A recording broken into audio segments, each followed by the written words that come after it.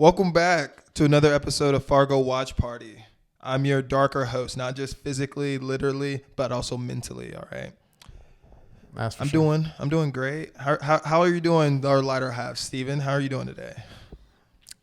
This is the best day since we started recording Fargo Watch Party. Fargo Watch Party brought to you by the Modern Podcast Network. Let's just get that out there. Yeah, sorry. Don't forget Modern Podcast Network. The Modern Podcast Network. Today's a great day. Why is today a great day, JD? There's been better. No, today's the best day that we've had together since we started recording. And it's because she lives. No. Molly is alive. Thank the Lord, Molly is alive.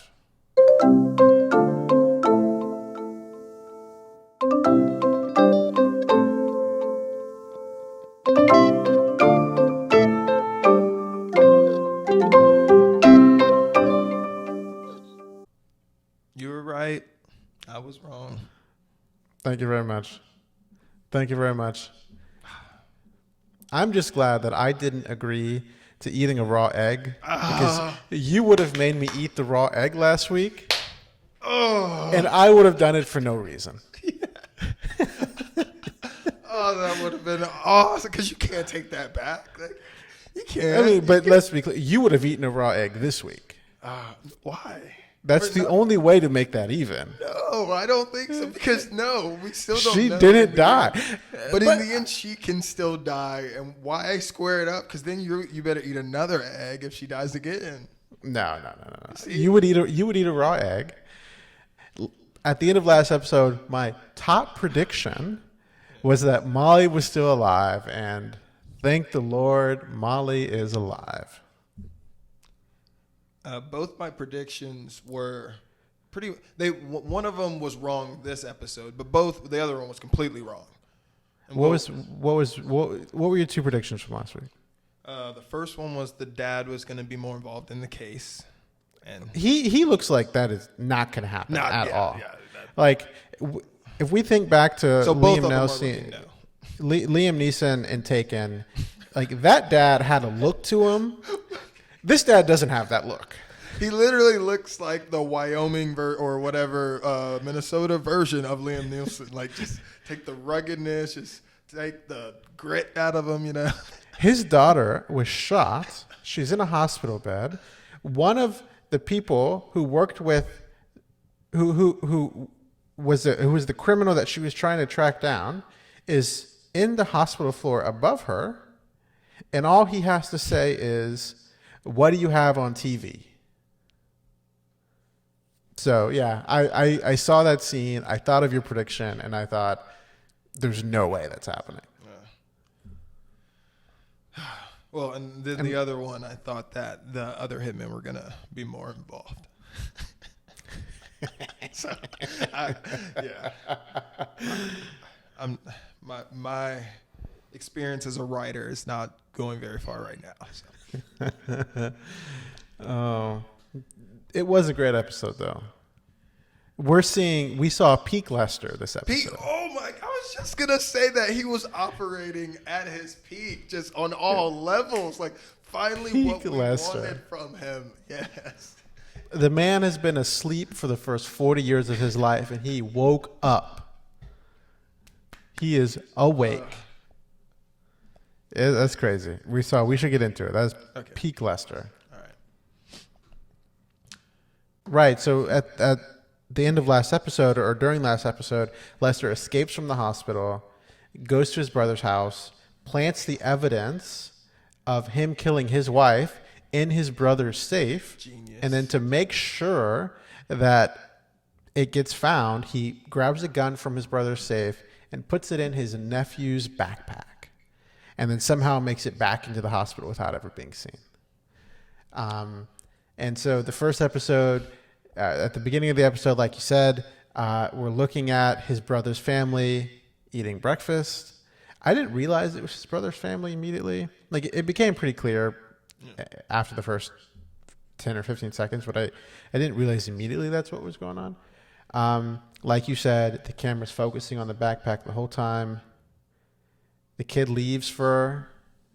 Well, he's leaving for school. He grabs his backpack from the dinner table. I thought then that maybe the gun was going to come out. Yeah, because it was a little open and a little bit. It was open. He was grabbing it. It was laying down. I was like, oh my...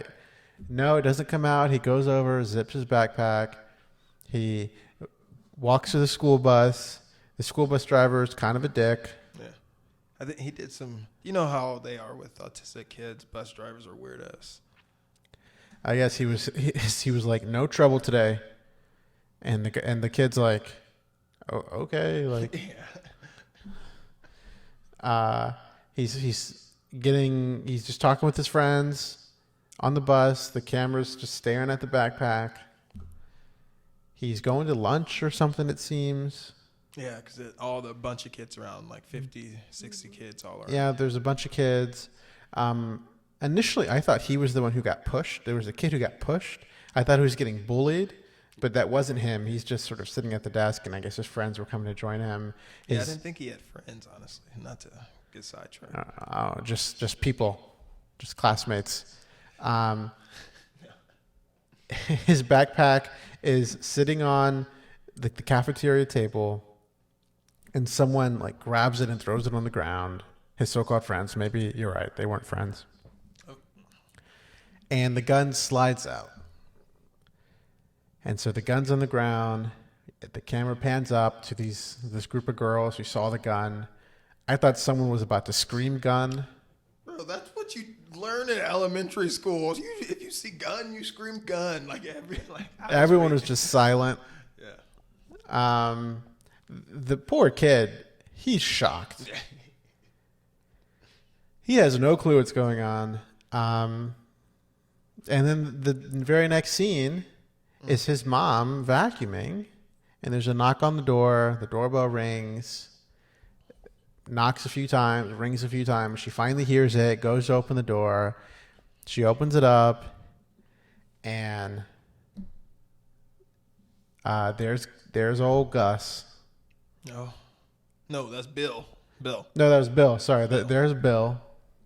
Bill with a few other cops, and they're rude. Oh yeah, well, because they just. I didn't know Bill had that in him. Bro, I love when Bill walks in with that angry look on his face. Yeah, I love it. This woman opens the door, has no clue what's going on, and Bill's like, "Here's a search warrant." Like bumps her as he walks past her, and like, and I'm like, what's going on here? And Bill, you're not like this. You're not the mean cop. Like if they ever play like bad cop, good cop, he's always the good cop. Bill's not playing the bad cop. But he had a little bit of an attitude. And then they find the gun. They find Chad's safe. They open it up. And they find the murder weapon. I'm opening up the guns and everything. I was like, oh shit. Like, can you imagine the look on your face seeing that shit, that you're just disbelief? The brother probably was just like, what the fuck is going on right now? Just like. So I just want to get your thoughts on this. Before they actually make their way to the safe, his wife calls him and is like, the cops are here. You need to come home. Yeah. And it looks like she interrupted him while he was having a conversation with the coworker, bragging that he was cheating on her at like a strip club. Yeah. Right? Did I hear that correctly? Yeah. Yeah. And then he runs home, and he thought that what they were about to find was this illegal assault rifle, which makes him look terrible. Yeah. But in fact, not only did they find the illegal assault rifle, they found the hammer and the underwear and the photos. And his wife is just going berserk. But she was more spit mad on him about the gun, finding the gun in the sons first. That's why she attacked him first. Yeah. Yeah. She spit on him. She found out that he might be cheating on her. He knows exactly what happened. I don't He knows think it's Lester registering yet. Oh yeah, I think it not immediately, but while he was on the scene at his house, I think he realized what happened. I think he realized Lester set him up, and this his brother, who he thought was just a nobody, fucking got him. And I would never think of Lester being that talented. So that's why I'm just like, there's no way it would cross my mind if that was me as his brother, honestly. Yeah, I didn't think, like, I know that a kid bringing a gun to school is a serious thing. It wasn't loaded. I didn't think it deserved that kind of response. I like, remember you said a response is a response. You're right. I did not expect that. I'm saying that now. You have to respond in some way. That seems kind of excessive. A search warrant, like pushing the mom to the side, like what? I don't know. Okay. I don't know. It's clear though in the next scene that Chief Bill is a little worked up. He's a little frazzled by the events of the past few days. I think, and then also because of I think that Chief Bill was a little jealous of, like, him and Lester are friends, and he was a little jealous of the brother. So that's probably why I think he was. Yeah. He was waiting for this day, it seemed like. Yeah. Okay, so next scene, you describe the next scene.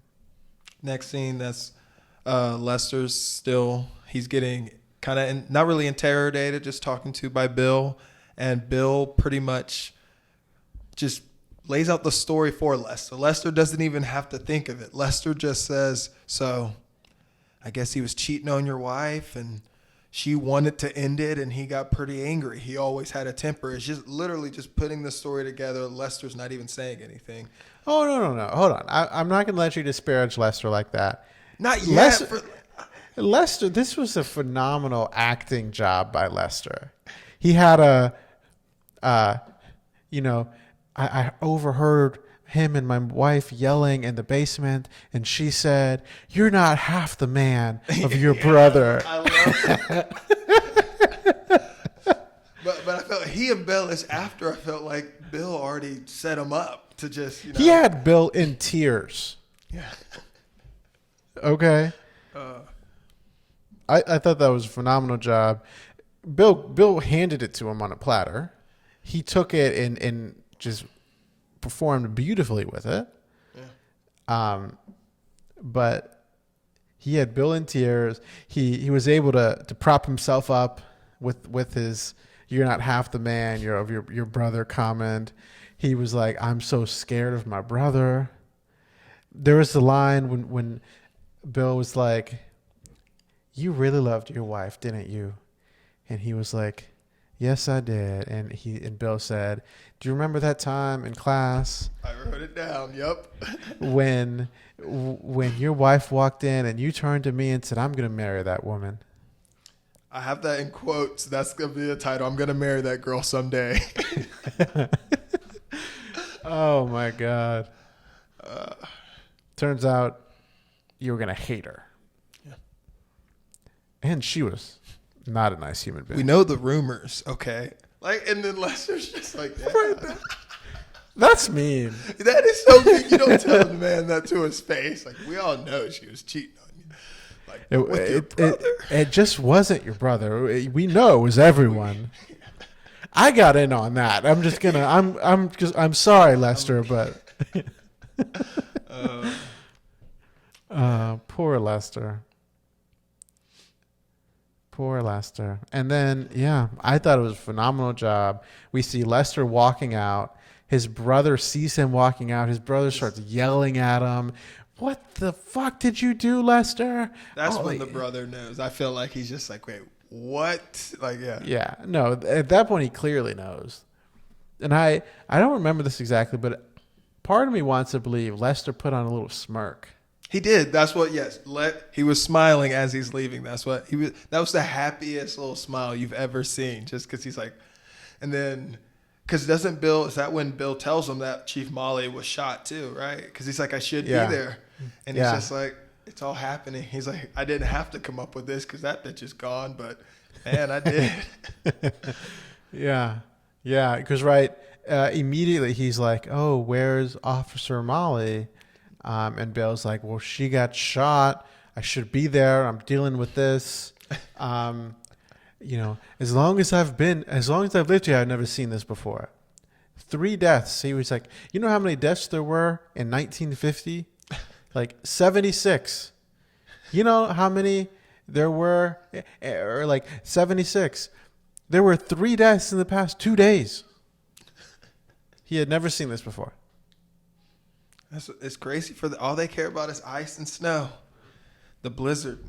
They're not used to real crime over here. That's why I'm like, the ballistics on Molly shooting. I was trying to be all complicated, but I'm like, they're not doing ballistics. If she says he didn't shoot her. No, you were right about that. Because remember, in the talk, Bill was like, "I know you saw your wife die.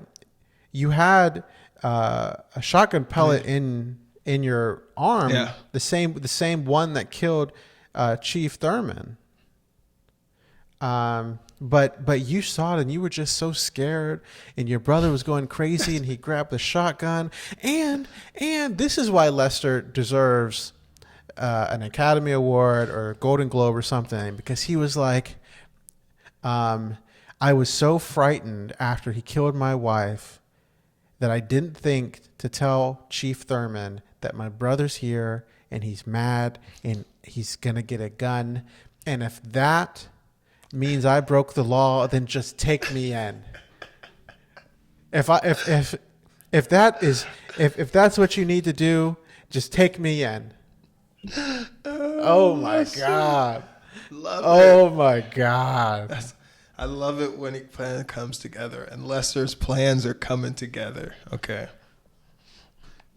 And he would have gotten away with it if it wasn't for that damn Molly. Oh. Wow. Right.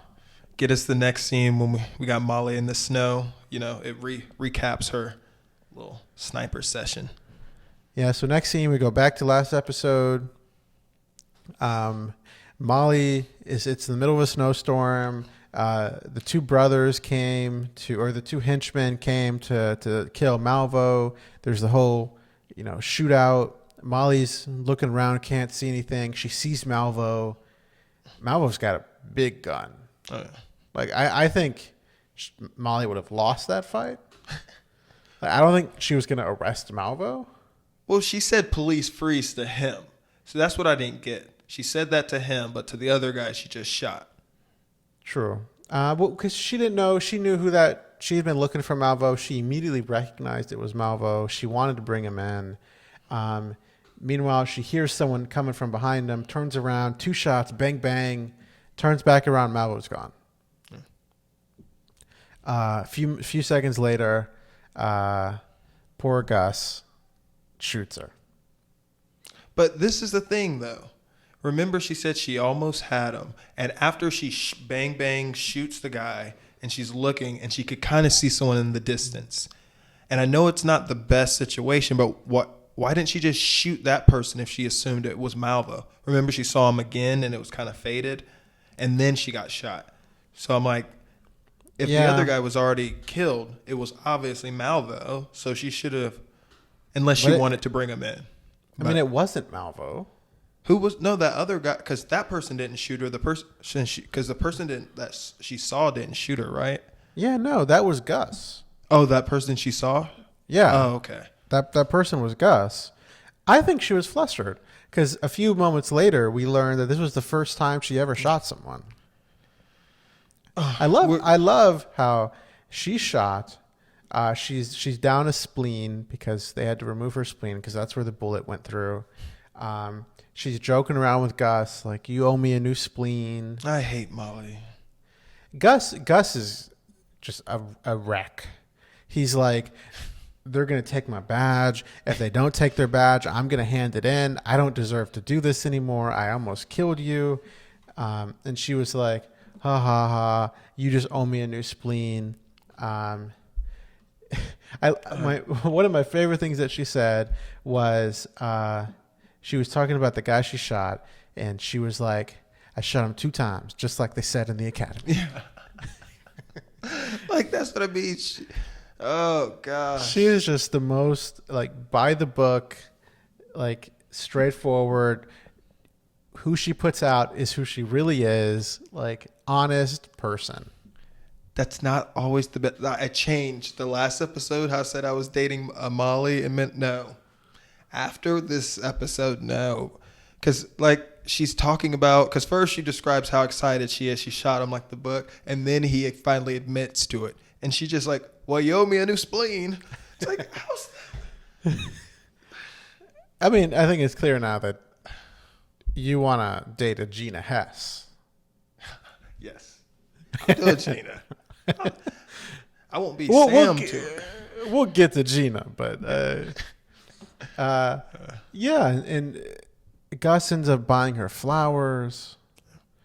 So she's talking with Gus. I think at this point her dad comes in. Yeah. Gus leaves.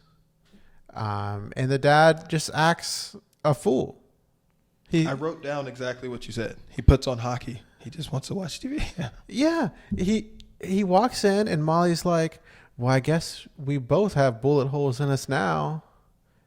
And he's like, and then she's like, who's watching the store? And he's like, oh, there are more important things in the store. And so he sits down next to his daughter. I thought we were going to see the Liam Neeson come out of him. Yeah. I've been waiting. Nope. He just turns over. Oh, what kind of programming you got in this hospital? Turns on hockey. See, I wanted to see him do something to Gus. If that guy shot my daughter, I don't care if he is a cop. Like, come on, man. Have some emotion. Gus is clearly remorseful. Like, it's not like it's the father of his child or Are you not going to react some type of way if your daughter, only child, got shot and the guy he feels bad about it?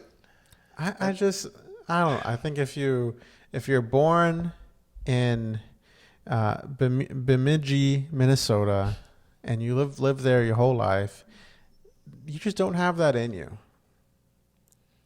I think the cold just suppresses any anger that you could have. It's just no one's angry in that town. Yeah, except for Sam. He could bully everybody. Him and his kids got too much testosterone. Yeah, that's true.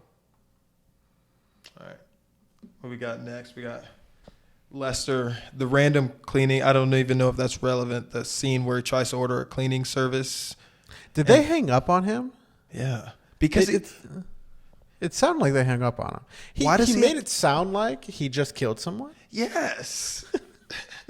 I'm like, you don't have to tell them there's so much blood. Like, why are you doing that? Just tell them to come clean it, and it was a crime scene. Like, I think to me that was like a Lester finally admitting that he got away with it. Like, he got away with it. Now he's going to clean his house and like he's going to get his life back in order. So he calls, and there's this big puddle of blood in his living room. Still, like, I think that's just baked into the wood now. I don't think you can get that out. I guess he wasn't ready to face it. You know what I mean? If you really look at the situation, like, yeah, he wasn't ready to face it all. So he didn't want to clean it. He didn't want to address it. He didn't want to move. And now he think he won. Yeah. So he calls a cleaning company. The like tagline of this company is "We'll clean anything," or something like that. And he's like, "There's a lot of blood. It's a crime scene," and then they hang up on him. Next scene, he's back at work. His boss. Every time Lester shows up to work, his boss is surprised to see him. Yeah. I mean, I'm surprised he's back at work too. I'm like, out of all days, like now, like you just come out of jail. Like, I don't call let me just go back into the office. I mean, but like, what else does Lester have going on in his life? Clearly nothing. He goes to work. His boss is again surprised to see him. His hand is fine. He doesn't have the wrap on his hand anymore. I didn't notice that. I think his hand is completely healed now. And he asked for work to do, and his boss is like, oh, well, unfortunately, the Hess policy was denied because Sam Hess stopped paying the premiums. Someone needs to tell that to her. And he's like, I will go tell her. I'm not going to call her. I think she's going to need a shoulder to cry on. He tries to be all like magnanimous about it. And then he goes. Go ahead. I'm just saying, while he's doing this, I'm like, what is he doing? Like, Me she too. wanted it. Yeah, I'm like, what are you doing, man? Yeah. Like, I thought that he was going to go and he just like wanted to get slapped or something. Yeah, she's clearly going to blow up. Yeah. Like, what's your goal here? Yeah. I think part of me thought, even after everything that's happened over the past few episodes, I was like, it's just Lester being Lester. That's what I'm like. Like, it's just this poor guy just doesn't know what's going on. But that's why he got away with it all. Because we all think he's the poor guy who doesn't know what's going on. But in fact, he knows exactly what he's fucking doing. And I will let you describe what happens next. All right. He goes back to the Hess's household, and of course, Gina's sipping on some nice bourbon, and she doesn't even get a chance to offer him one. No, Lester, for the first time, says, "Can I have one of those?" And he's like, "Oh," and then true Lester comes out, and he tells her that there's some problems with the insurance company and getting the money, and that he's gonna have to jump through some hoops to get that money. And knowing clear well, the money's not coming. Yeah, he has already been denied. Yeah. Yeah. And if she wants that money, she's going to have to, rub his back, and he'll jump through those hoops for her. If she wants that money, she's going to need a middleman on her side to advocate for her. And he's that guy. Yeah. But what can she do for him? And she bends over, and Lester angry fucks the shit out of her. He sees a picture of Sam on the wall and just goes even harder. She says, "You're hurting me." And he's like, "Oh shit, sorry, I was thinking about Sam," Yeah, so he asks, are your kids home? No, the kids aren't home. And he's like, "Great. Give me a drink." And so she realizes... Oh, yeah, he didn't want to get bullied. That's right. Yeah. Sure. She realizes what's going on.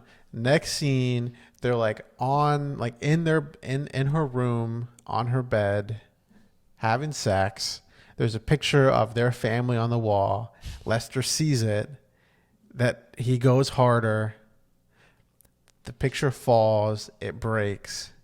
And he gets off on fucking his high school bully's wife. Yeah. Widow. Peak Lester. I think that's peak Lester. Yeah. He just sort of solved his own crime. He put on an Academy Award acting experience. And then he does this to Sam Hess's wife. Like, wow. I mean, yeah, look at the totality of one day. He framed his brother for his own double murder, kind of, almost triple. And then, well, the Sam Hess is still in the way. And then he also fucked his bully's widow. That's in one day, all in one day. That is peak. Like, no one can say they had a better day, except for we learned Malvo. The man slept good that night. Yeah. The man slept really good that night. Wow. I could not believe what I saw. That I was impressed. That was something. Yeah. Next scene, turns out Keegan-Michael Key and Jordan Peele are in the episode. Yeah. They are FBI agents. Wait. When he goes to his boss, Malvo goes to his boss. That's right. I forgot about that.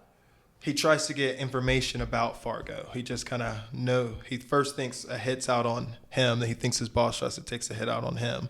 And then he's like, no, this is something personal. And you don't know which phone call, he says he has 2 phones in front of him. And he tells the guy, I can either call an ambulance or I can call a hearse. And then Malvo just walks out, which we don't know if he kills him or if which do you think he does? Well, so Malvo traveled pretty quickly because his boss is in Nevada. Yeah. And this is the guy who's been giving him directions over the phone about where to go and who to kill. He goes, visits him. He's like, who's Fargo? The boss is like, well, in this business, it's about relationships. I'm not, I can't talk about this. I can't help you with the personal matter. And Malvo's like, okay, like you said, okay, there are 2 phones here. One's going to call an ambulance. One's going to call a hearse. Which one do you want me to call? He walks out. You hear a woman scream. Yeah. And so I think he's dead. I'm just saying then, how do we know next scene with the FBI? How does he get information? He just gets it on his own? No, I think the guy told him, and then he killed him. Either way. Okay. Yeah. I think it's one of those situations. Okay. So not a Keegan-Michael Malvo knows Keegan-Michael Key, Jordan Peele in a car talking about unhealthy food. They're FBI agents. I actually looked up what their names were because I don't think that we saw that in the episode. It's Officer or Agent Budge and Agent Pepper. I think Keegan is Budge and Jordan is Pepper. Okay. They're just arguing about fast food in front of this building. We see Fargo and his henchmen walk into the building. Then you see Malvo in like a trench coat. There's something under his trench coat. He walks past the FBI car, this agent's car, who was clearly like undercover following Fargo. He pulls out this huge weapon, walks inside, and I think this is one of the coolest scenes of Fargo. He walks inside, and as a viewer, all we see is the outside of the building. We see the brick and the glass, the windows, and the windows. But what we hear is Malvo killing everybody inside of that building on the first floor. Just shooting everyone.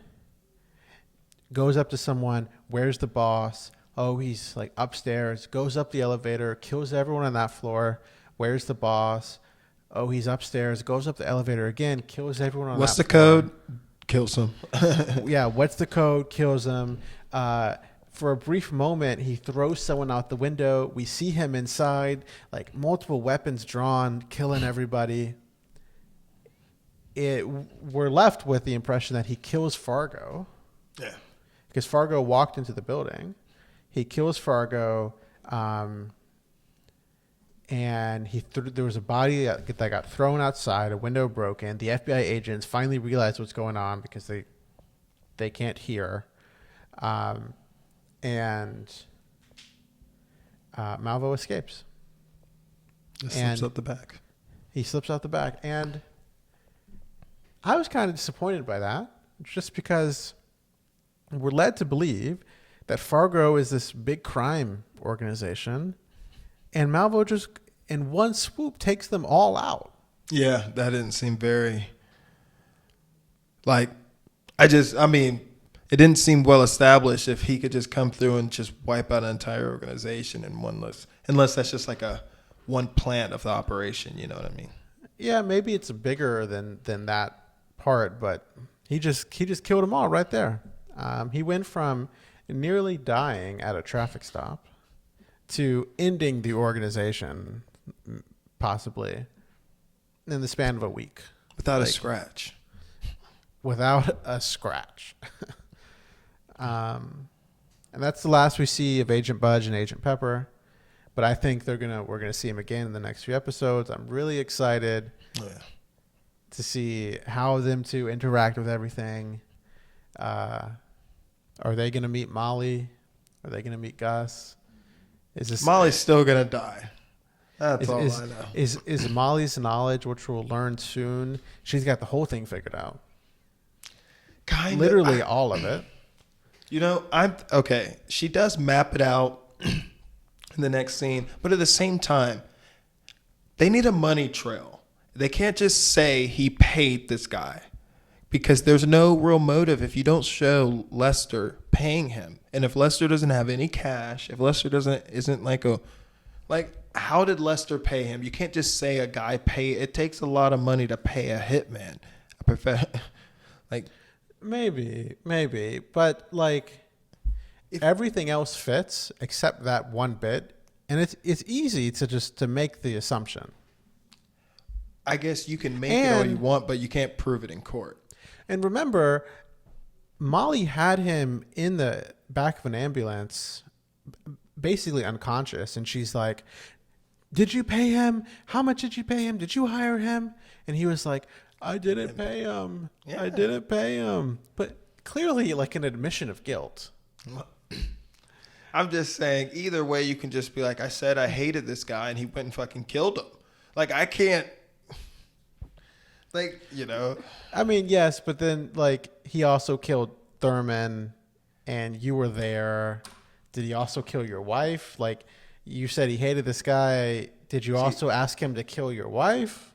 See, that's what I mean. That's what they can't piece together. Like, she's acting like she has like the connections of how these people know each other down. But like, there's no way you're like, Lester randomly had a hitman kill Sam Hess and his wife and then stumbled upon Thurman because. No. I think what her argument is that Lester hired him to kill Sam Hess. Lester couldn't pay, and so he came back and killed his wife. And then killed Thurman. And then Thurman was just there at the wrong time, killed Thurman. Yeah. Either way, I feel like Lester then gets like conspiracy thing. And then like, why you all bad on Lester? Because even if you get him, you got him for a petty crime of like plotting to kill because he didn't pay. You know what I mean? Like he didn't. Sure.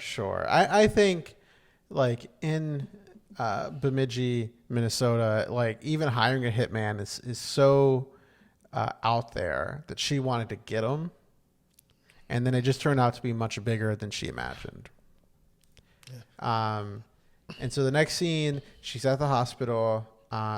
She's up at her hospital window, mapping it all out. Gus comes with his flowers, and he's like, "What are you doing?" And she's like, I got it all figured out. She explains how it's all connected.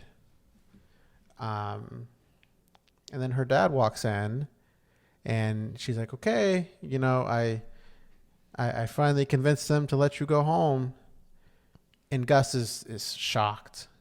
He's like, oh, you're going home? I guess that makes sense. Yeah. He's sad. He didn't realize that people get better and go home. Even if he shoots them. He thinks that Molly's never going to talk to her again. Molly's forgot that he shot her, I think. Like, I think that's just, she's past it. She takes the flowers and she's like, "Oh, thank you," and then sets them down. I thought in a pretty, like, rude way. I mean, because she's not that type of girl. She's not that type of girl. You're right. She's not. Her dad shows up with a wheelchair. He's like, "Okay, it's time to go." She sits in the wheelchair. I thought she was going to leave the flowers. I had not forgotten about the flowers because she was being rolled out with no flowers. But she's like, "Oh, wait, Dad, let me grab my flowers." And she's holding them. She clearly likes him. She clearly has feelings for him. He clearly has feelings for her. He has confidence issues and all sorts of things that Molly's never experienced in her entire life.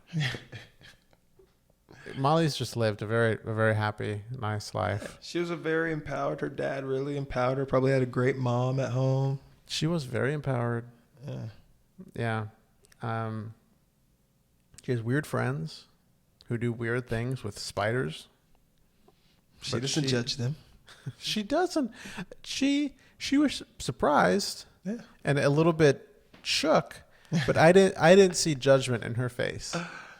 It would be crazy. I know it has nothing to do with the storyline, but just like throw a gay person into Minnesota this time just to see like what it does to the characters, just how they react. I think we'd see some judgment from Molly. Yeah, that's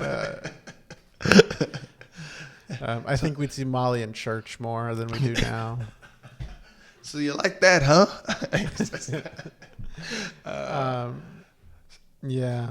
And then, of course, Molly being Molly, on the way home from the hospital after getting shot, she has to stop by the police department. She wants to check in.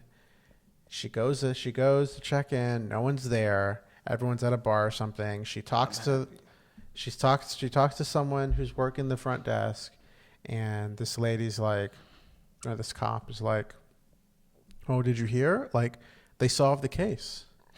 And poor Molly says, "Oh, they arrested Lester?" And she's like, "No, his brother.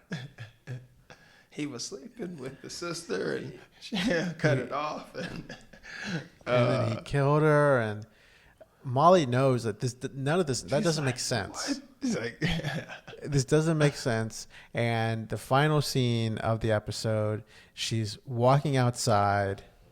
She's just standing there in the snow, knows that they have the wrong guy, that not only do they have the wrong guy, but Lester somehow sold them this story and everyone believes it.